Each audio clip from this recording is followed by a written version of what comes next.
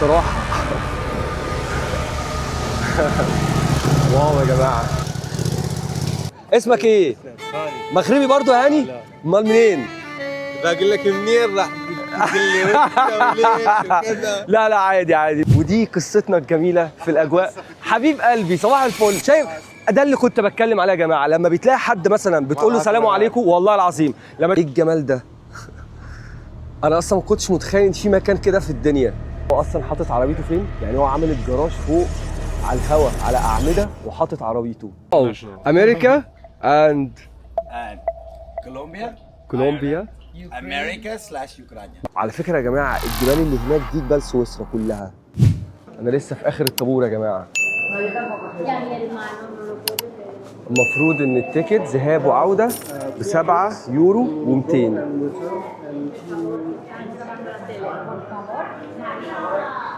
هرجع بقى اقف في اخر الطابور. ناس كتير قوي بس في هدوء، مفيش دوشه، الاصوات هاديه، ناس عامله زي العصافير، ولا زمارة عربيه ولا صوت دوشه ولا اي حاجه. دنيا هاديه جدا. خدنا التيكت وطالعين نركب القطر الجبلي. بجد انا متحمس جدا. يلا بينا.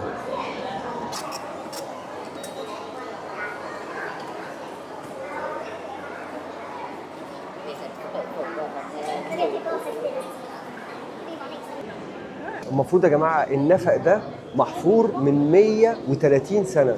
انت متخيل؟ انا مش عارف اصلا من 130 سنه كان ايه المعدات اللي موجوده انها تحفر النفق ده كله لحد القمه. يعني حفروا الجبل حرفيا يعني. انا متحمس جدا.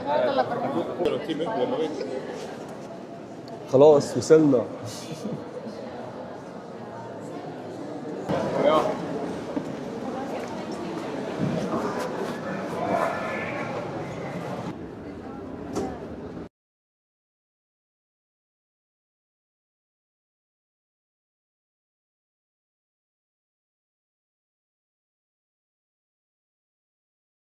تخيلوا يا جماعه ان النفق ده معمول من 130 سنه. واو على الاطلاله. تحفه يا جماعه. ايه الجمال ده؟ هو في كده؟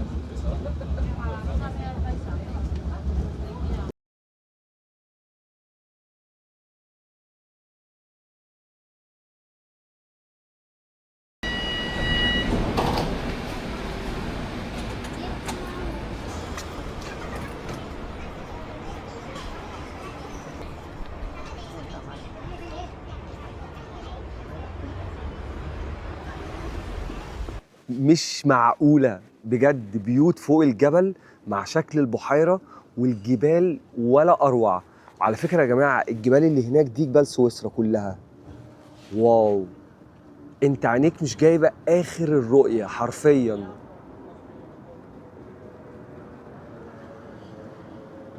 تحفة تحفة بجد. منظر ياخد العقل. واو بصوا يا جماعة الكلب ده. ايه ده؟ You live here? Yes. Your home here? See? Wow, you're lucky. باي.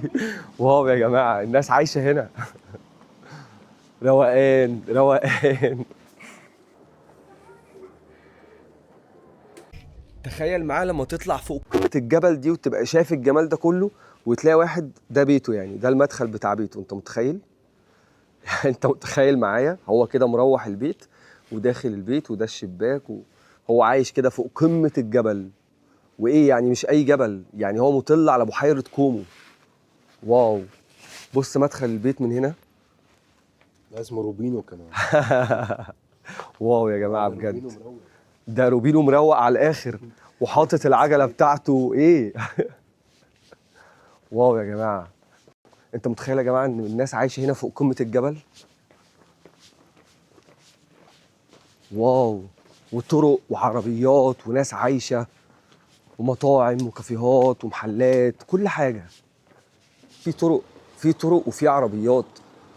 انت متخيل؟ بس طريق واحد وبص بيرجعوا لبعض ازاي. يعني المفروض عايشين هنا. بص الطريق عامل ازاي، بص الجمال. انا مش مصدق الجمال بجد، مش مصدق شكل البيوت، صدمتني حرفيا يعني. ايه الجمال ده؟ انا اصلا ما كنتش متخيل ان في مكان كده في الدنيا. واو، تحفة قوي.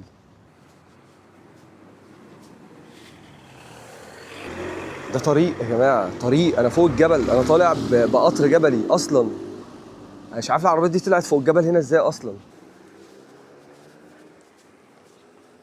واو على البيوت، ايه يا عم الجمال ده، ايه الجمدان ده. عايش في بيت على اطلالة وهمية. هاي.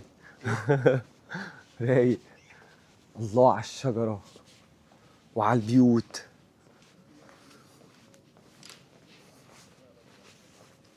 بص الإطلالة، ده الجراج بتاعه. يعني المفروض إن ده جراج في البيت، هو أصلا عامل الجراج على أعمدة فوق الهوا. بص هو أصلا حاطط عربيته فين؟ يعني هو عامل الجراج فوق على الهوا على أعمدة وحاطط عربيته. واو يا جماعة، الناس هنا مروقة على الآخر في كومو بصراحة. لا وانا اكتر حاجه عجباني ان الناس اللي عايشه هنا مرحبه بالسياح جدا، وعارفين ان الناس دي جايه تصور بيوتها وتصور الطريق وتصور الاطلاله وتصور الجبل، وعادي جدا متفاهمين وبيضحكوا والدنيا تمام. واو، ده مدخل بيت. ده عيشه فوق يا جماعه. الناس عايشه ومتعايشه فوق قمه الجبل اللي طلعناها بحوالي 15 دقيقه.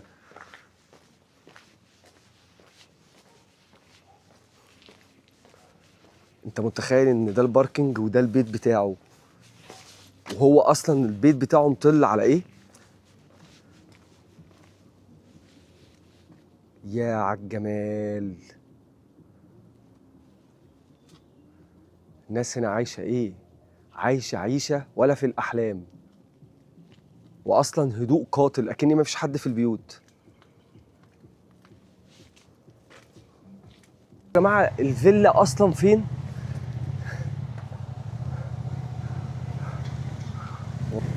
بصراحة. واو يا جماعة، تحفة. الناس هنا عايشة عيشة الملوك حرفيا يعني. البيوت والقصور مطلة على البحيرة وعلى إطلالة خيالية. واو والله أنا ما كنتش متوقع إن في كده أصلا. يعني أنا ما كنتش أعرف إن كان ممكن يبقى في كده في الحقيقة. أنت متخيل الإطلالة عاملة إزاي؟ الناس دي يا جماعة عايشة بالإطلالة دي، عايشة فوق قمة الجبل حرفيا يعني. يا نهار أبيض. بصوا يا جماعة، بصوا يا جماعة، تيتا هنا زرعة تلم الفاكهة بتاعتها، وده البيت بتاعها. ما شاء الله شكلها كبير جدا، يعني ممكن أكتر من 80-90 سنة يعني. وعاملة جنينة قدام البيت، بجد ما شاء الله. هي عايشة في آخر أيام حياتها في الروقان، في إطلالة ولا أروع. يا جماعة والله العظيم عايشة فوق الجبل حرفيا. أمريكا and And Colombia, Colombia. America/Ukraine. Wow, this cocktail. Wow, bro. It's a great cocktail. Yes. It's like an espresso martini. The mixture, I think so. يا جماعة فندق نيفولا هنا تحفة. يعني أنا كنت فاكر إن فندق جراند زلامسي ده فندق حكاية. لا طبعا، يعني أنت بتتكلم الفندق هنا البلكونة مطل على البحيرة فوق قمة جبل. يعني أنا ما شفتش فندق خطير زي ده بصراحة. فندق طبعا 5 نجوم، معروف جدا هنا في كومو، نوفيلو كومو. حاجة بجد تحفة. أنا ما شفتش في جماله ولا هشوف يا جماعة فندق فوق قمة جبل بالروقان ده. الفيو لوحده والغرف المطلة حاجة تانية خالص بصراحة.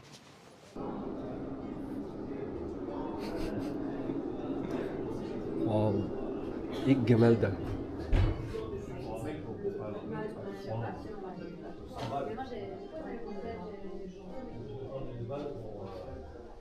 بجد يا جماعه من احلى الفنادق اللي دخلتها في حياتي حرفيا، كنظافه فندق، كاطلاله، ككل حاجه بصراحه. يعني اللوبي، الريسبشن، كل حاجه هنا رقم واحد حرفيا بجد. واو، كفايه اصلا انك انت تطلع كده وتلاقي منظر البحيره والجبال. واو يا جماعه، لو خدت بالكم يا جماعه الشمس كل شويه تيجي وتروح، الدنيا تمطر وتبطل، يعني موضوع.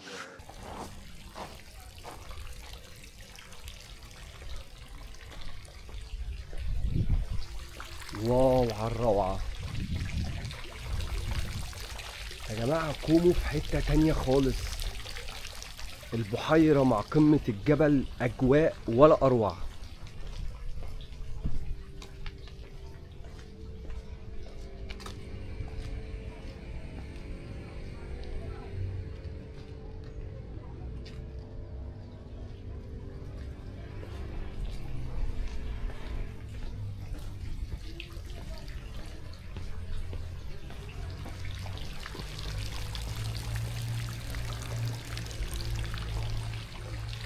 ايه الجمال ده، ايه الروعه دي.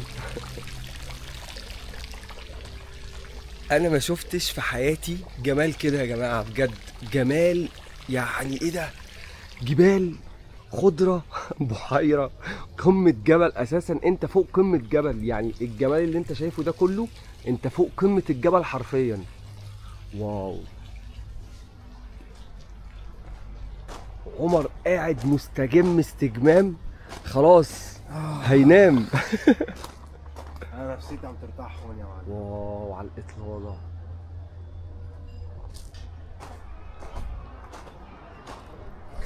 ايه رايكم بقى كل الجمال دوت نشوفه من فوق؟ يلا بينا.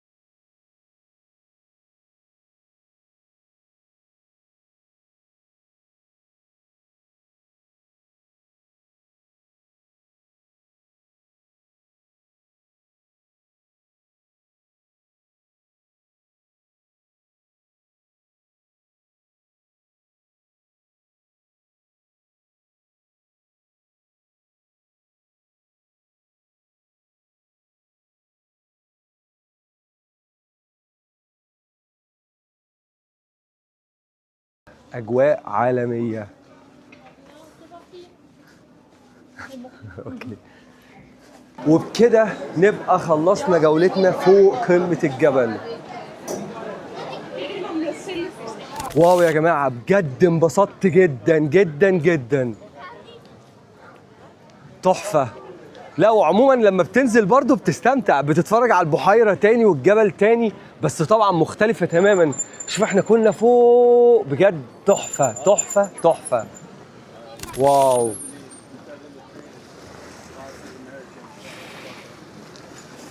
بجد يا جماعه الاجواء ولا اروع، وخلي بالك المايه نقيه جدا. السلام عليكم. احلى مسا يا شباب. حبيبي حبيبي، بعمل فلوج. ايوه تعال نحكي شويه. ايه الاخبار؟ الحمد لله. عامل ايه؟ عامل ايه؟ الحمد لله. كله تمام؟ من وين انت؟ انا من مصر. من مصر. وانت منين؟ ام الدنيا. ام الدنيا. السلام عليكم. بتقولوا يبقى انت تونسي أنا او من المغرب. مغربي؟ لا مغربي. مغربي ما شاء الله. ايه بتعمل ايه؟ معاك هيك عشان نتفاهم. عسل. انت بتعمل ايه هنا في كومو؟ انا بعيش هنا في كوم. واو عايش هنا في كومو. عايش هنا في ايه الروقان ده يا عم، بجد البلد هنا خيال. اجمل مدينه لا تقريباً في خيال، إيطاليا. لا بجد خيال. انا ما بجد كنتش والله. اتوقع ابدا انها تبقى بالجمال ده جمال بجد. مش ما شاء الله. كويس والله. ليك حق يا انا معلم. بشتغل مع اصحاب البوط هذول، لو بدك بوط شوف لك واحد. واو. وعشان- انا سالت وانا جاي قال لي ب عشانك 150. أنت احلى ثمن. ربنا يخليك يا باشا. انت ايه اخبارك؟ مرحبا. انت بالك قد ايه هنا؟ تقريبا سنه. بالك سنه. سنة. واو، عايش هنا بقى ومقيم هنا وبيتك هنا عايش هنا واو، وبتصحى كل يوم على الاطلاله الرايقه دي. والله واو. طب ايه اخبار المعيشه هنا؟ غاليه بقى رخيصه؟ ايه الدنيا؟ هي غاليه. غاليه. كومو غاليه شوي. ايوه عشان بلد سياحيه برضه. بلد سياحيه وكل العالم يجي هنا. كل انا العالم. نفسي اجي لكم المغرب قوي يا صاحبي. مرحبا. بجد والله يا صاحبي لو نفسي مشيت اجي لكم المغرب قوي. لازم تمشي لاول مدينه هي بني مله. بني مله. المدينه بتاعي. اكيد يا باشا. لو مشيت المغرب زور بني مله هي الاولى. اجي لك. طب والثانيه؟ والتاليه شفشاو. شفشاو. أنا بحب شفشاو. شفشاو. خلاص يا جماعه، الراجل دوت بيحب الشفشاو، فاحنا لما ننزل المغرب ان شاء الله تبقى تاني مدينه لينا شفشاو. اول مدينه واو هاي. مدينه شفشاون. شفشاون. انا بعشق شفشاون. طب ثالث مدينه؟ ما فيش ولا مدينه اجمل من شفشاون في المغرب العربي كله. خلاص يا جدعان، الراجل دوت هو قال لنا شفشاون وبني مله، يبقى خلاص مفيش أيوة. كلام. مراكش ده يا باشا اساسي. أساسي. تزور صحراء. ما شاء الله. لازم ان شاء الصحراء الله. بتاع المغرب شكل اخر. يا جدعان بيحبوا المغرب حب غير طبيعي بجد. انا كل ما اقابل حد مغربي يقول لي انت لازم تيجي المغرب وتزورها. يعني شوف هو فين، في كومو، في البحيره، في وسط الجبال، وقاعد برضه بيشكر في المغرب. ما شاء الله عليكم. انا بحب شعب المغرب جدا لان هو معتز قوي. والله. لا وعلى طول لابس التيشيرت الوطني بتاع الكوره، ويعني كذا مره اشوف مغربي لابس اللبس التيشيرت الوطني بتاع المغرب. بجد انتوا بتحبوا المغرب. يعني احنا بنحب مصر طبعا، بس يعني احنا ما بنلبسش تيشيرت مصر او تيشيرت المنتخب المصري طول الوقت. لا انتوا كمغربيين طول الوقت بتلبسوا لبس صح. المنتخب يعني. طول الوقت طول العمر. ما فيش مغربي ما عندوش الرايه بتاع المغرب وما عندوش تيشيرت بتاع المغرب. ايوه اي منزل فيه رايه بتاع المغرب وتيشيرت بتاع لازم. المغرب. لا يعني حتى البلوجر او حتى الناس اللي مشهورين تلاقيه على طول لابس لبس هو تيشيرت المغرب على طول، يعني هو ما بيلبسش غيره. ما شاء الله. حتى انت قاعد هنا في وسط البحيرات والطبيعه والجمال وقاعد بتشكر في المغرب. صح. يا باشا مغرب ايه في وسط الجمال ده يا معلم؟ كل ما شفتك بتفلوج انا بحب الفلوج وبحب حبيبي حبيبي يا باشا والله. يسر امرك. حبيبي انت اسمك ايه بقى؟ عثمان. ما شاء الله. وانا اسمي محمد شفيق. حبيبي يا باشا ربنا يخليك. متشرف. حبيبي يا كبير. ايوه اوامر. اسمك ايه؟ هاني. مغربي برضو يا هاني؟ امال منين؟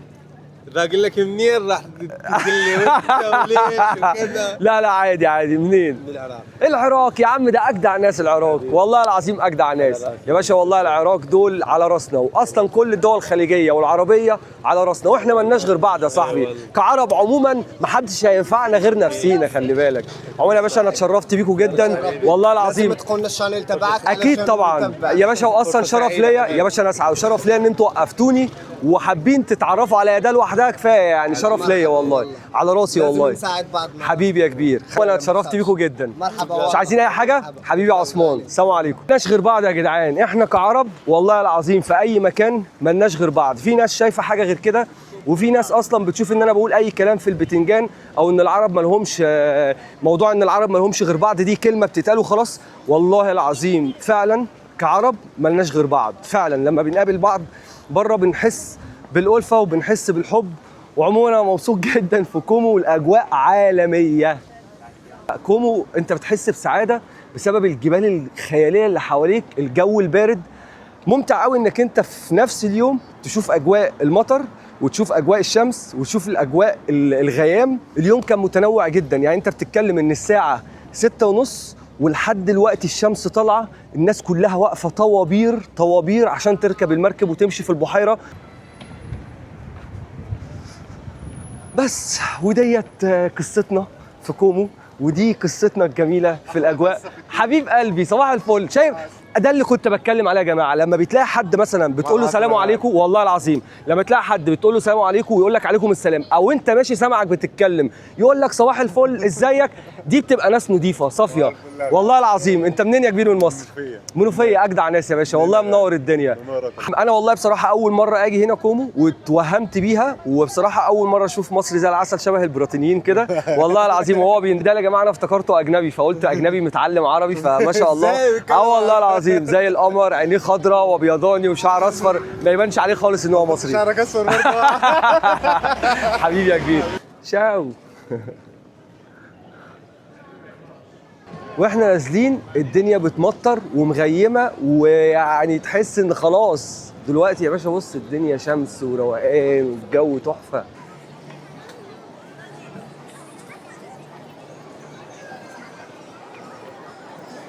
وبكده كانت نهاية جولتنا في كومو، وبجد انبسطت جدا وصدمتني بجمالها. البلد عجيبة، المدينة ولا أروع، الناس كلها مستمتعة بكل الأجواء. يعني أنت متخيل أنا دلوقتي رايح محطة القطر، بص الجمال، يعني لآخر لحظة أنت مستمتع بالجمال، حتى وأنت خلاص سايبها مستمتع برضو بالجمال. المدينة ولا أروع، من اجمل مدن ايطاليا اللي انا روحتها. ممكن يكون في اجمل من كومو في ايطاليا وانا ما روحتهاش، بس حاليا من اجمل المدن اللي انا روحتها في ايطاليا. تحفه، اصلا انت بتنسى انك انت في ايطاليا. جميله جدا. وعموما احنا دلوقتي رايحين لمحطه القطر، واستنوني ولسه في مغامره جديده في ايطاليا برضو. يلا بينا.